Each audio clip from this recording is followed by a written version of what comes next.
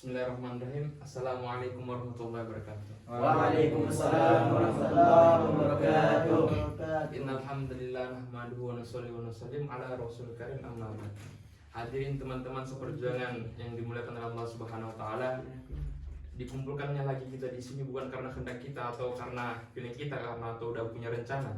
Tapi ini semua kehendak dari Allah Subhanahu wa taala. Allahu Akbar. Nah, dan adapun kita dikumpulkannya di sini karena bukan perkara ini bukan perkara sia-sia atau perkara yang tidak ada manfaatnya sama sekali. Bukan. Karena Syekh Athaillah Sakandari dulu mengatakan, bila kalian ingin melihat derajat seseorang di sisi Allah Subhanahu wa taala, maka lihat di mana Allah Subhanahu wa taala dudukkan dia. Kalau Allah dudukkan dia di majelis yang mana dalam majelis ini disebutkan tentang kebesaran Allah Subhanahu wa taala. Nah, maka Allah Subhanahu wa taala lagi muliakan dia. Tapi bila seorang yang didudukkan di majelis yang mana dalamnya ini tidak ada satupun tentang kebesaran Allah Subhanahu wa taala, tentang mengingat Allah daripada Allah Subhanahu wa taala, maka ini disebut majelis sia-sia. Maka Allah Subhanahu wa taala sedang uji dia. Maka dengan Allah Subhanahu wa taala duduknya kita di sini karena Allah sayang kepada kita.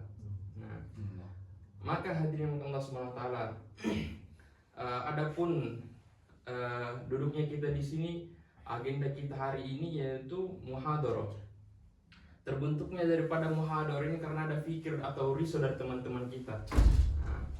Ada fikir dan riso dari teman-teman kita. Dan tujuan atau visi misi daripada muhadharah ini untuk mengasah daripada public speaking kita. Betul. Untuk mengasah. Kenapa? Karena ketika kita diterjunkan di tengah masyarakat untuk menyampaikan sesuatu, yaitu salah satunya untuk menghindari kesalah ucapan. Dan bagaimana yang kita sampaikan ini gampang dipahami, gampang dicerna oleh semua kalangan, baik dia itu anak pesantren, sekolah, mahasiswa dan lain sebagainya. Maka hadirin Allah SWT, salah satu visi yang paling penting, tujuan kita buatnya muhadharahnya itu untuk meningkatkan atau memunculkan jazbah beramal, jazbah semangat untuk belajar. Yang disampaikan ini semua tentang kesemangat untuk kita di sini untuk belajar. Dan adapun yang membawakan daripada ceramah atau penyampaian yang kita maksud tadi itu teman kita, salah satu dari saudara-saudara kita itu Syekh Muhammad Rafi. Adapun yang beliau nanti sampaikan ini bagaimana kita bisa ambil sisi baiknya, kita ambil apa yang bisa diamalkan. Untuk mempersingkat waktu, alaihi falyatafaddal masykura. Allahumma shalli ala sayyidina Muhammad. Allahu Akbar. Insyaallah. Allahu Akbar. Sebelumnya sini saya ingin menganalogikan atau merumpamakan atau mengkiaskan sebuah yang namanya itu buah pepaya. Sini pada suka gak yang namanya buah pepaya? Ada yang gak suka? Enggak ada. Suka semua ya. Di sini apa sih maksudnya buah pepaya itu? Jadi kalau misalnya buah pepaya matang itu adanya di atas atau di bawah? Di bawah. Di bawah, Ustaz. Di atas. Kalau di atas biasanya belum matang atau setengah matang lah ya. Nah, kalau misalnya belum matang tadi di atas. Maksudnya apa? Maksudnya itu matang sama belum matang nih.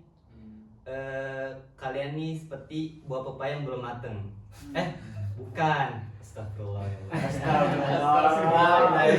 Kalian ini seperti buah pepaya yang sudah matang. Sedangkan saya ini buah pepaya yang belum matang. Jadi maksudnya apa nih? Kalian udah matang bukan berarti kalian akan dimakan. Bukan. Maksudnya definisi matang ini adalah ilmu. Jadi sebenarnya saya ini belum pantas untuk duduk di sini di depan para kalian atau di atas kalian. Betul ya Allah. Maka dari itu jika ada kesalahan kata atau apapun tolong dimaafkan atau bisa dikoreksi, tapi di belakang nanti dikoreksinya. Insyaallah. Insyaallah. Insyaallah. Assalamualaikum warahmatullahi wabarakatuh. Waalaikumsalam warahmatullahi wabarakatuh. Alhamdulillahirabbil alamin. Wa bihi nasta'in wa ala umuri dunya waddin. Wa sallallahu wasallam ala sayyidina Muhammadin wa ala alihi wa sahbihi ajma'in. Wa la haula wa la quwwata illa billahil aliyyil azim. Wa qala Allah ta'ala fil Qur'anil Karim, a'udzu billahi minasy syaithanir rajim. Bismillahirrahmanirrahim. Hasadan min indil anfusihim al-ayah. Quran surah Al-Baqarah min ayat 109. Masya Wa qala Rasulullah sallallahu alaihi wasallam, Sallallahu alaihi wasallam. la tahasadu wa la tabaghadu wa la tadabaru. Allahu Akbar. Rawahu Muslim. Allahu Akbar. Rabbi israh li sadri wa yassir li amri wahlul 'uqdatam min lisani yafqahu qawli. Yang paling utama segala puji bagi Allah yang telah memberikan nikmat kepada kita. Di antaranya nikmat duduk, nikmat berjalan, nikmat bernafas, nikmat melihat, dan nikmat iman, nikmat Islam. Walaupun di antara kita ini atau di seluruh dunia ini tidak dapat merasakan nikmat itu secara maksimal, entah di antaranya ada yang karena kecelakaan atau genetik atau apapun itu, tapi kita harus memikirkan bahwasanya itu adalah takdir Allah dan kita sepatutnya harus bersyukur. Syukur ya Allah, benar ya Allah. Salawat dan salam marilah kita panjatkan kepada junjungan terbesar kita, yakni Habibana wa Nabiyana wa Rasulana Karim, Nabi Muhammad sallallahu alaihi wasallam. Semoga kita atau para umat-umatnya serta para sahabat-sahabatnya mendapat syafaat oleh beliau di yaumil akhir nanti. Amin ya Allah, amin. Yang terhormat kepada ketua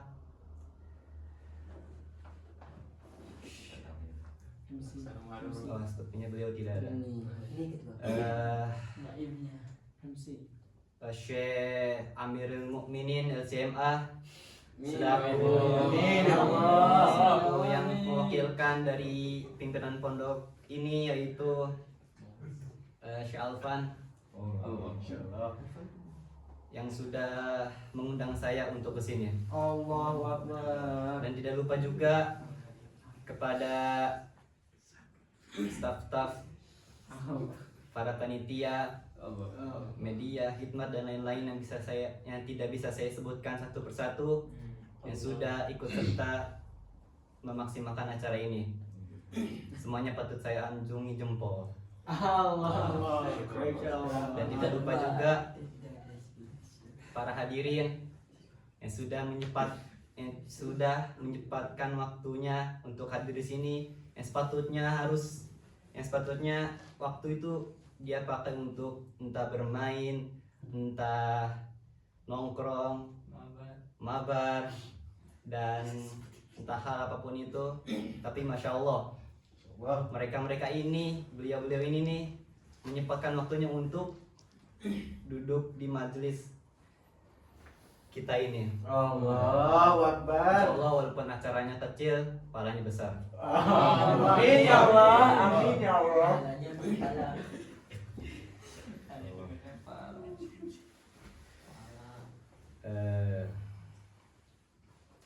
Sebelumnya sini saya memperkenalkan diri dulu. Mungkin ada yang belum kenal saya di sini. Yang jauh-jauh juga nih.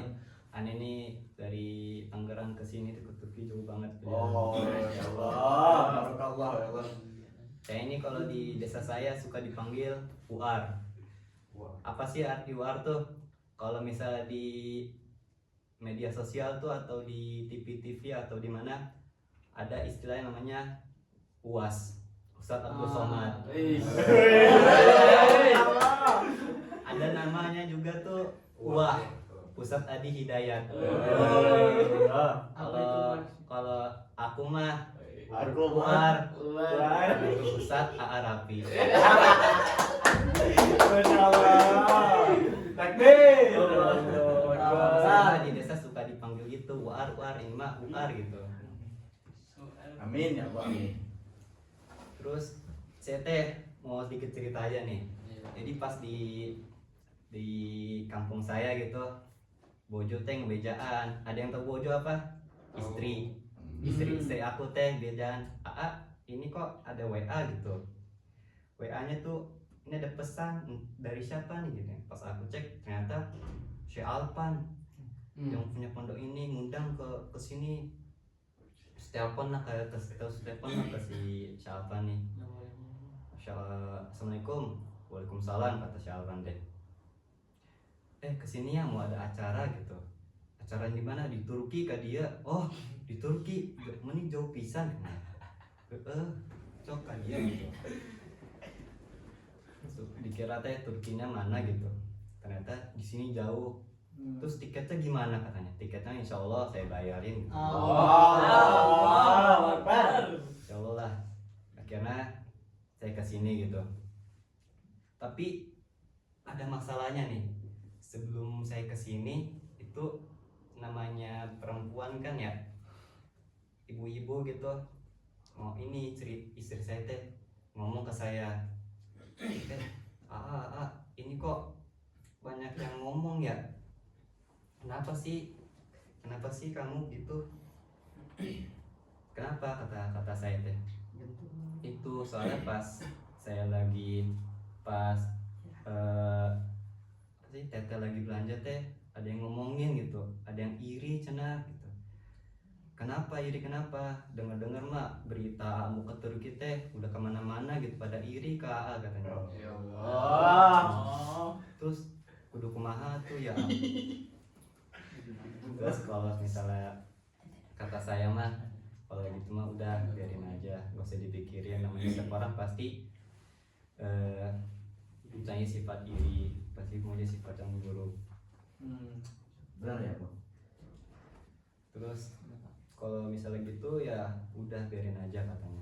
Namanya setiap orang kan pasti punya sifat itu. Terus kalau gimana ya?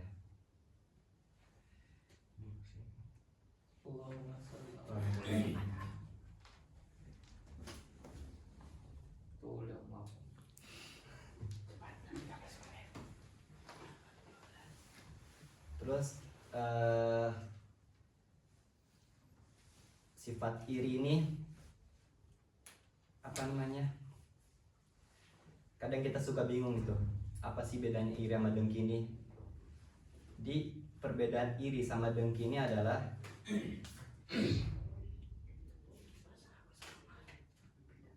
jadi kalau misal iri ini kita tuh cuman kecewa atas orang lain tuh, yang atas kepunyaan orang lain atau pencapaian orang lain. Sedangkan kalau dengki ini itu lebih parah lagi. Kalau dengki ini adalah itu suatu penyakit, itu penyakit yang paling menjijikan. Kalau dengki ini itu dia tuh bukan hanya kecewa atas yang dimiliki orang tersebut, tapi dia tuh gimana caranya supaya orang tersebut tuh tidak bisa merasakan apa yang dia capai itu. Jadi dia tuh tidak ingin merasakan orang tersebut tuh rugi lah atas yang dia capai itu. Contohnya gimana kalau misal iri nih, ada si Fulan tuh punya misal Fulan tuh punya ilmu lah, dia tuh ilmu yang sangat besar. Contoh misal dia tuh sekolah yang tinggi dan orang tersebut tuh iri kepada si Fulan. Ih, kok si orang tuh bisa pinter banget ya gitu. Gue jadi iri gini. Terus gue tuh pengen gitu kayak dia, tapi itu bukan sih, itu mah lebih ke iri dalam hal yang baik. Itu namanya kalau itu ghibah gitu. Ya kan kalau yang iri yang contoh negatif tuh kita misalnya gimana ya? Punya iPhone 17 Pro Max. Misalnya itu, terus kita tuh iri sama dia, kok dia bisa ya gitu, bisa dapat iPhone gitu, gimana sih caranya gitu. Gua nggak suka gitu dia dapat iPhone gitu. Gue jual diri aja. Terus ya seperti itu lah kurang lebih untuk iri dan dengki ini. Terus solusinya ini bagaimana cara biar kita terhilang dari sifat iri dengki ini? Pertama kita harus pahami sifat iri dengki ini bahayanya seperti apa. Nah, iri dengki ini termasuk dalam sifat hasad. Hasad ini bisa tergolong dari iri, dengki, sombong, dan riya. Nah, kita bagi menjadi dua, yaitu iri dan dengki. Nah, apa sih bahayanya dari iri dan dengki ini? Bahayanya itu adalah seperti Rasulullah telah bersabda, kalau Rasulullah Sallallahu alaihi wasallam, iyyakum wal hasada fa innal hasada ta'kulul hasanati kama ta'kulun naru hatab. Artinya apa? Juga sifat iri dengki, karena iri dengki itu memakan kebaikan sebagaimana api memakan kayu bakar. Jadi maksudnya apa? Semakin kita iri pada seorang itu semakin seperti halnya itu kebaikan kita terus menerus dilahap oleh iri, sebagaimana halnya kayu bakar ini dilahap oleh api. Terus yang kedua, cara kita biar menanggapi untuk menghilangkan sifat iri dengki ini adalah kita tuh berlatih empati kepada orang lain. Misal kita tuh melihat orang lain punya ini, ya kita pahami gitu bahwasanya yang kita iri ini tuh mereka tuh pasti perjuangannya tuh besar banget gitu untuk mendapatkannya. Jadi kita harus pahami bahwasanya kita tuh jangan menanggapi hal ini dengan hal yang negatif atau dengan yang sesuatu dengan yang negatif. Terus yang terakhir ini kita harus tentunya kita harus berdoa. Berdoanya seperti apa? Seperti Allahumma tahuru qulubana minal hasadi wa barik lana fi razaqina waghfir lana wa ikhwanina al muslimina. Amin. Nah, kurang lebih seperti itu untuk menghilangkan sifat iri dan dengki. Dan untuk yang terakhir, sebelum itu marilah kita bersalawat kepada Nabi Sallallahu Alaihi Wasallam, sebagaimana Nabi Muhammad ini telah membawa atau mendakwakan Islam sampai ke titik akhir zaman ini. Marilah kita bersalawat bersama-sama. Sallallahu ala Muhammad, sallallahu alaihi wasallam, sallallahu ala Muhammad, sallallahu alaihi wasallam. Alhamdulillah, hanya itu saja yang dapat saya sampaikan. Kurangnya itu dari saya, lebihnya itu dari Allah. Mohon maaf jika ada kesalahan kata atau kata-kata yang tidak pantas untuk saya lontarkan. Hanya itu saja yang dapat saya sampaikan. Jazakallahu khairan. Wassalamualaikum warahmatullahi wabarakatuh. Waalaikumsalam warahmatullahi wabarakatuh. Alhamdulillah telah kita dengarkan ceramah